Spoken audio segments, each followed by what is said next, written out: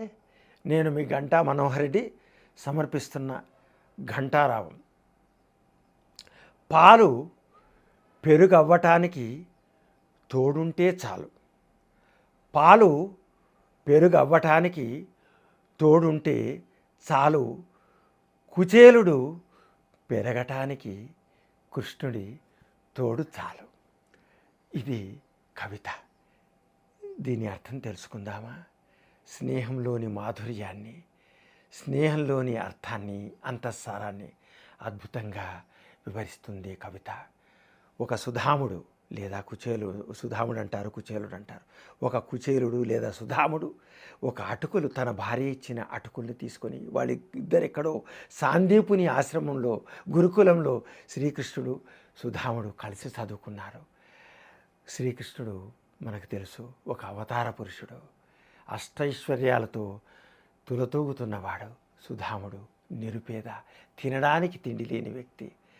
భార్య ప్రేరణతో, ఆలోచనతో ఏదో ముక్కిపోయిన అటుకులు పొట్లంగా కట్టుకొని కృష్ణుడిని చూడడానికి వస్తే ఆ కృష్ణుడు తన బాల్య స్నేహితుడిని చూసి ఆ మురికి లేదా వాసన వేస్తున్న అటుకుల్ని చూసి ఆనందంగా తిని ఆ బాల్య స్నేహితుడిని కౌగిలించుకుంటాడు.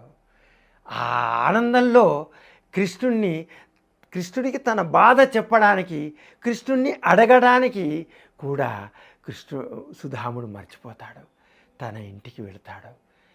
అడగకపోయినా ఆయన మనసులో ఉన్నది కృష్ణుడికి తెలుసు. అందుకే అక్కడికి వెళ్ళేసరికి ఆయన అడగదలుచుకున్నది అడగకుండానే అక్కడ సమృద్ధిగా ఆయనకు అష్టైశ్వర్యాల రూపంలో లభించింది. అది స్నేహితుల యొక్క గొప్పతనం తెలియజేస్తుంది కవిత. అంటే ఒక పాలు పెరుగవ్వడానికి తోడు ఎలా ఉపయోగపడుతుందో అలాగే ఈ కుచేలుడు ఎదగడానికి లేదా పెరగడానికి కృష్ణుడి తోడు ఎలా ఉపయోగపడింది అని ఈ కవిత మనకు తెలుస్తుంది. అంటే స్నేహానికి మించింది లేదు తూకాన, స్నేహమేరా జీవితం, స్నేహమేరా శాశ్వతం అని ఈ కవిత చాటుతోంది. ధన్యవాద నమస్సులు.